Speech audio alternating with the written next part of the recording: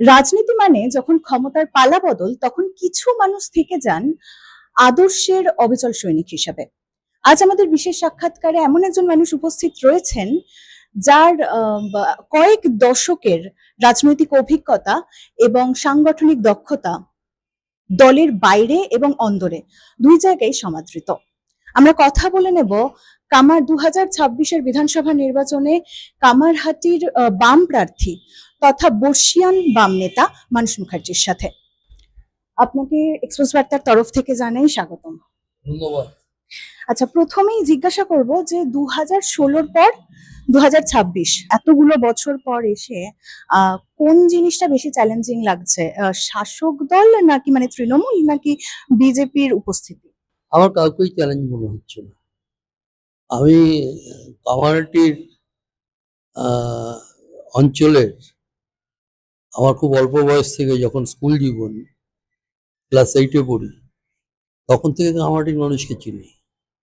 তখন থেকেই ছাত্র আন্দোলনের মধ্য দিয়ে রাজনীতিতে আসা, 1972 সালে কমিউনিস্ট পার্টির মেম্বার হওয়া, আর 1975 সালে কমিউনিস্ট পার্টির সর্বক্ষণের কর্মী হওয়া। আর তার মধ্য দিয়ে ক্লাব, সামাজিক সংগঠন, ক্লাব, খেলাধুলা, সাংস্কৃতিক অনুষ্ঠান, এই সমস্ত কিছুর মধ্য দিয়ে মানুষের সঙ্গে আমার একদম আত্মিক সম্পর্ক, সেটা যে এখনো আছে।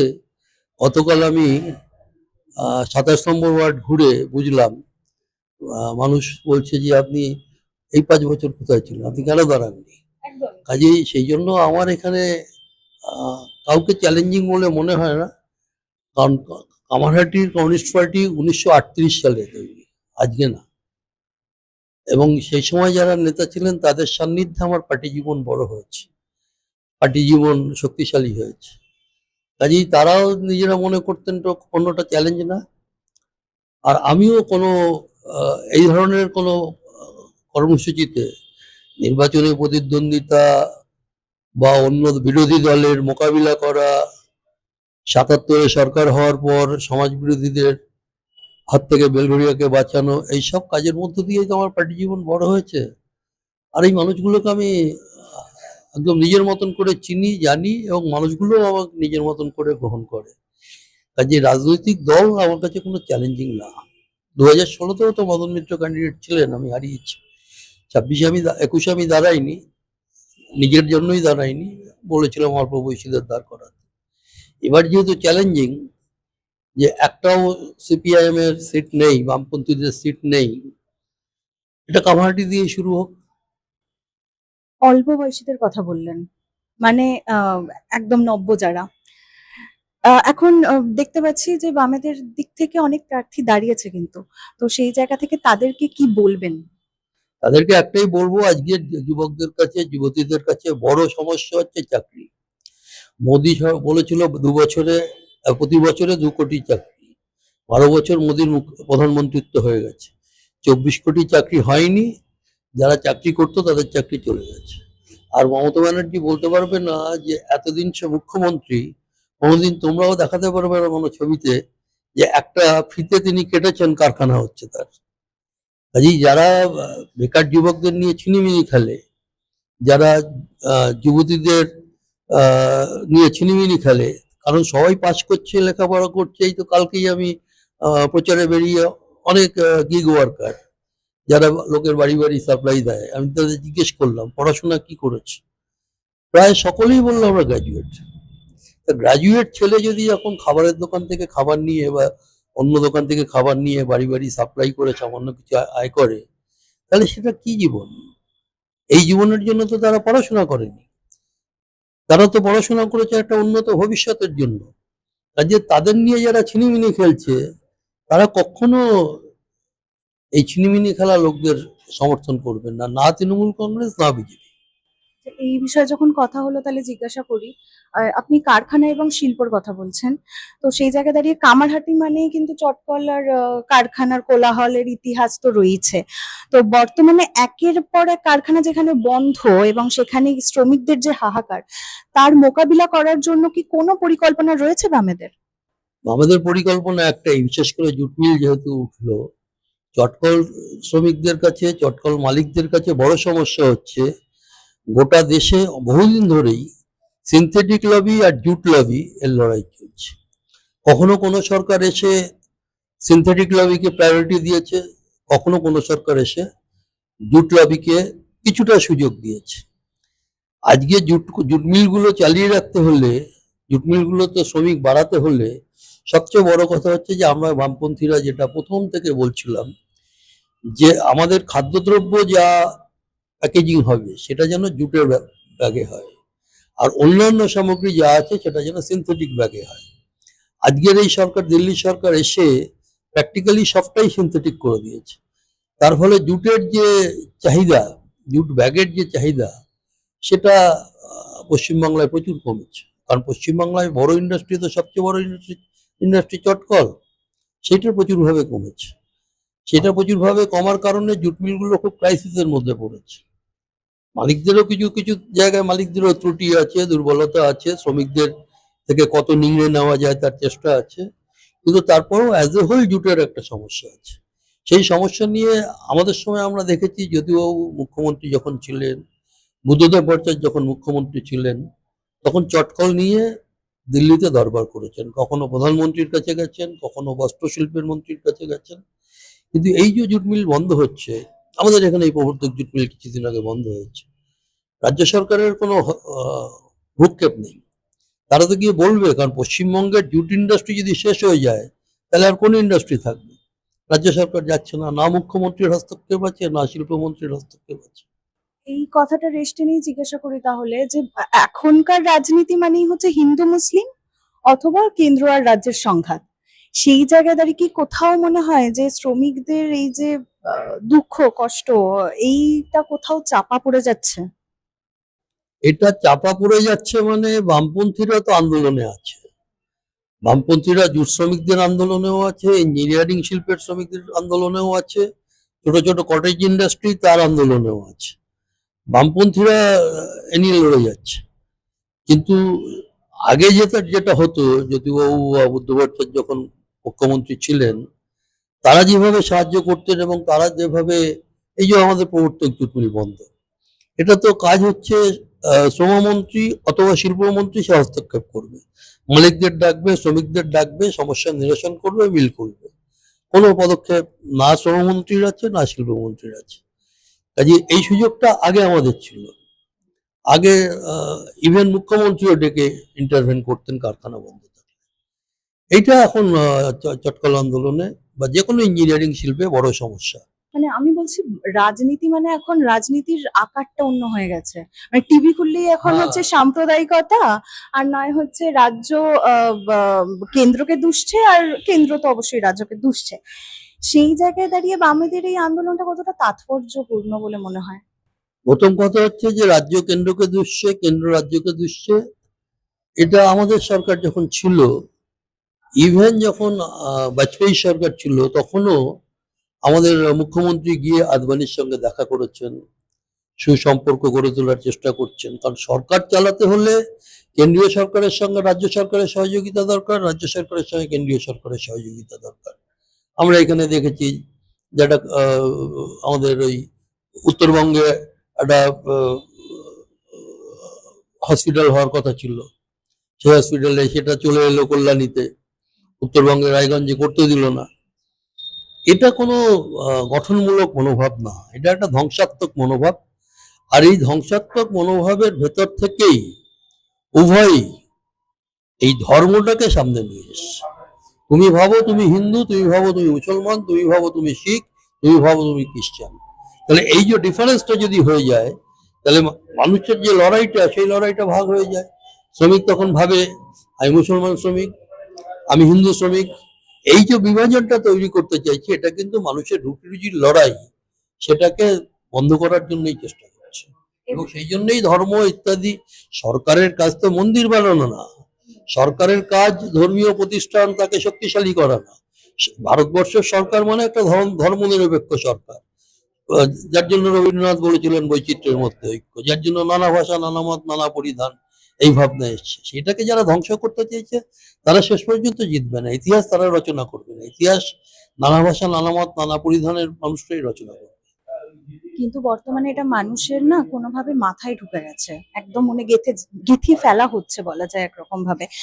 তো সেক্ষেত্রে সিপিএম এর কি এজেন্ডা রয়েছে যে মানুষের মন থেকে এটা কিভাবে দূরীভূত করবে? আমাদের একটাই এজেন্ডা, যে মানুষের লড়াইয়ের মধ্য দিয়েই মানুষ তার দাবি দাওয়া, মানুষ তার জীবনের সমস্যা সমাধান করতে পারে। সেই দাবি দেওয়ার লড়াইকে যারা দুর্বল করতে চাইছে ধর্মীয় উন্মাদনাকে সামনে এনে, সেইটাকে সেটা থেকে সবকিছুকে রক্ষা করাই প্রধান কাজ। এবং আমি মনে করি না, এখনো আমি আমার নিজের এলাকা থেকেই বুঝছি যে মানুষ একেবারে ধর্মের নামে সমস্ত কিছু ভাগ করছে। এই যে আমি ঘুরছি তো, এর আগেও ঘুরেছি, দেখেছি যে মানুষ যে একেবারে শুধু হিন্দু এই কারণে এক দলকে ভোট দেবে, শুধু মুসলমান এই কারণে এক দলকে ভোট দেবে, আমার অন্তত সেটা আমার নিজের অঞ্চলে দাঁড়িয়ে মনে হচ্ছে না। আফটার অল ধ্বংসাত্মক প্রবণতাও যেমন সমাজে থাকে, আবার সৃষ্টিশীল প্রবণতাও থাকে। ধ্বংসাত্মক প্রবণতার জয় কখনো হয় না, সৃষ্টিশীল ভাবনারই জয় হয়।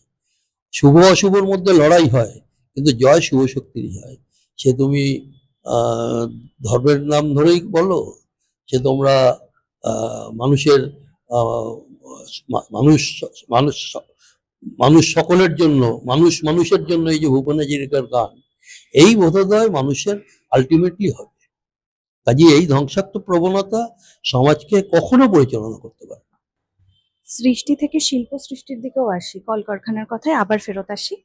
আহ বিষয়টা হচ্ছে যখন কামারহাটিতে এই অঞ্চলে টেক্সমেকো এলাকা বা এই জুট মিল, কাপড় মিল, এই এলাকাগুলোতে কিন্তু একটা সময় ভীষণ কর্মচাঞ্চল্য ছিল, এবং সেই জায়গায় দাঁড়িয়ে আহ আজ সেইখানে হয় ঝোপঝাড়, আর না হলে প্রমোটারি চলছে, একদম সিন্ডিকেট রাজত্ব, প্রমোটারি রাজত্ব চলছে। সেইখানে দাঁড়িয়ে মানুষ কি বিশ্বাস করবে যে আবার কলকারখানা থেকে ধোঁয়া বেরোবে? কলকারখানা থেকে যদি ধোঁয়া নেওয়া যায়, তাহলে এই যে কোটি কোটি বেকার ছেলে, তারা কোথায় কাজ করবে? সব তো সরকারি দপ্তর হবে না। সরকারি দপ্তর তো রাজ্য সরকার, দিল্লি সরকার উভয়ই বন্ধ করে দিয়েছে। অবসর হলে সেখানে লোক নিচ্ছে না, লক্ষ লক্ষ জায়গা শূন্য পড়ে আছে। এবং গোটা দেশে একটা নামিয়ে এনেছে হায়ার অ্যান্ড ফায়ার, তার সুযোগ কলকারখানাগুলো নিচ্ছে। আগে টেক্সটাইলতে প্রচুর স্থায়ী শ্রমিক কাজ করতো। আজকে টেক্সটাইলতে আমাদের ছোটবেলায় দেখেছি, টেক্সটাইল কারখানা যখন বন্ধ হতো, শিফট চেঞ্জ হতো, গোটা চত্বর হচ্ছে শুধু শ্রমিকরা বেরোচ্ছে।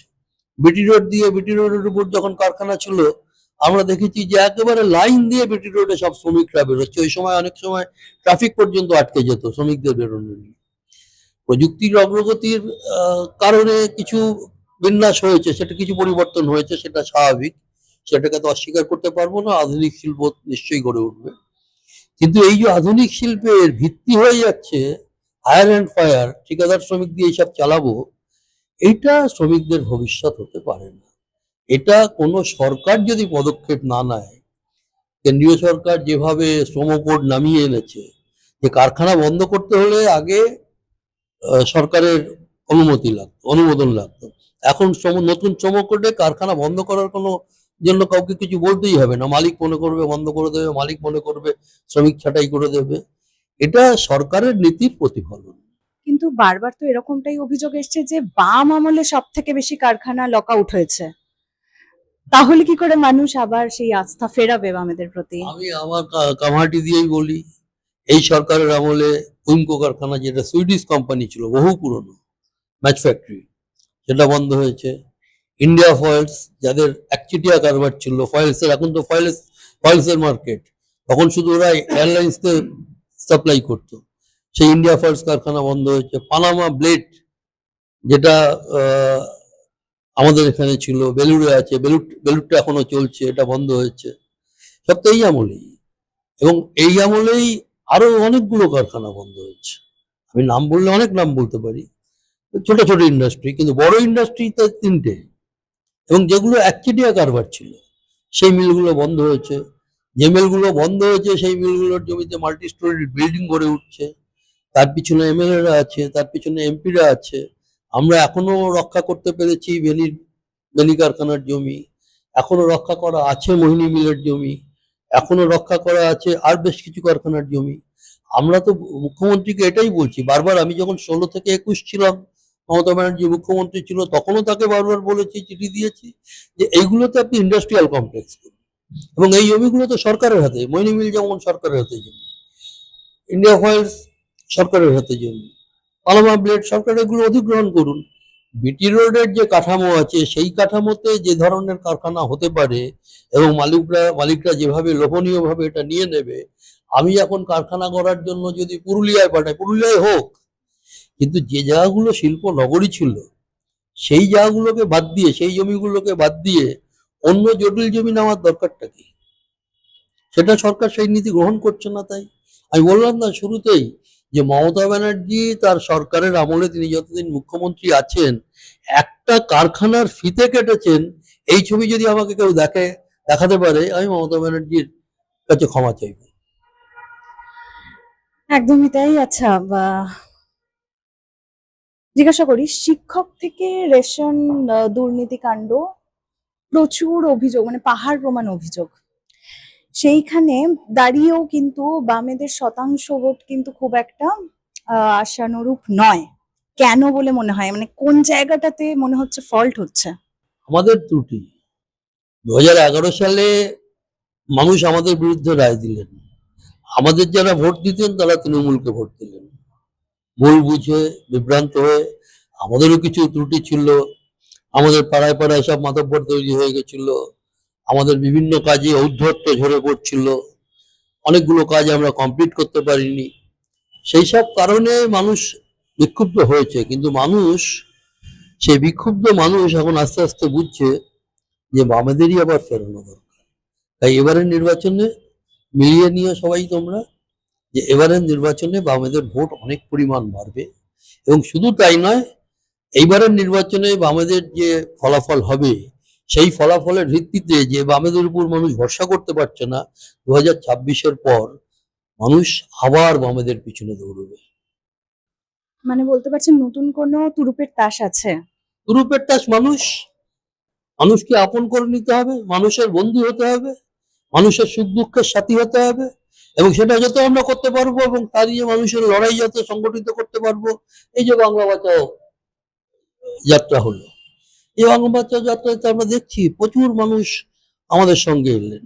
এই যে আমরা নির্বাচনী প্রচারে যাচ্ছি, আমি নিজেই আমার নিজের যে অভিজ্ঞতা থেকে বলতে পারি, আমি এত স্বতঃস্ফূর্ত সমর্থন মানুষের পাবো, মানুষ বলবে যে আপনি এতদিন কোথায় ছিলেন, আপনারা এতদিন কোথায় ছিলেন, আপনি কেন এর আগে দাঁড়াননি, আমি ভাবতে পারিনি।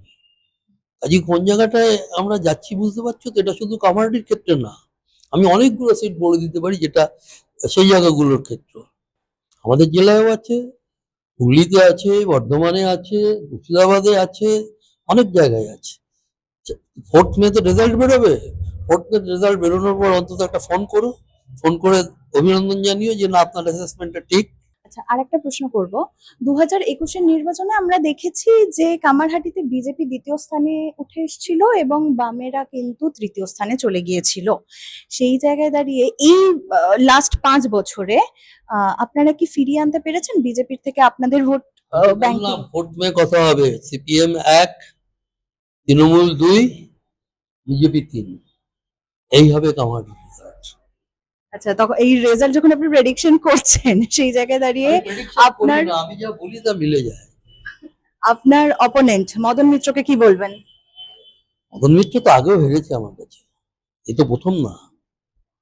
একবার মদন মিত্র জিতেছে, একবার আমি জিতেছি।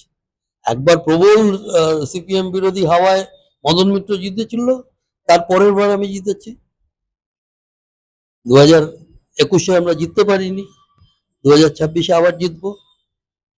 আচ্ছা, এবার না কয়েকটা প্রশ্ন আমাদের শেষ হয়ে গেছে, এখানে আমরা কয়েকটা র্যাপিড ফায়ার রাউন্ডে যাই। আমি বলবো, আপনি অপশন থেকে বেছে নেবেন বা নিজের মতো বলবেন। বর্তমান বাংলা এক কথায় কি, অস্থির নাকি পরিবর্তনের অপেক্ষায়? বর্তমান বাংলার প্রয়োজন, বাংলা বাঁচাও।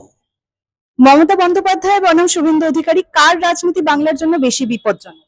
দুজনেরই রাজনীতি বিপজ্জনক, দুজনের পরিপূরক। 2011-র পরাজয় নাকি 2026-এর লড়াই, কোনটা বেশি চ্যালেঞ্জিং বামেদের জন্য? বামেদের জন্য 2011-র পরাজয়টা অনেকটা বাস্তবসম্মত ছিল, আমি অন্তত মনে করেছিলাম। আমি সেই সময়ও পার্টির নেতাদের বলেছিলাম কিন্তু 2026-এ খুব একটা চ্যালেঞ্জিং আমার মনে হচ্ছে না।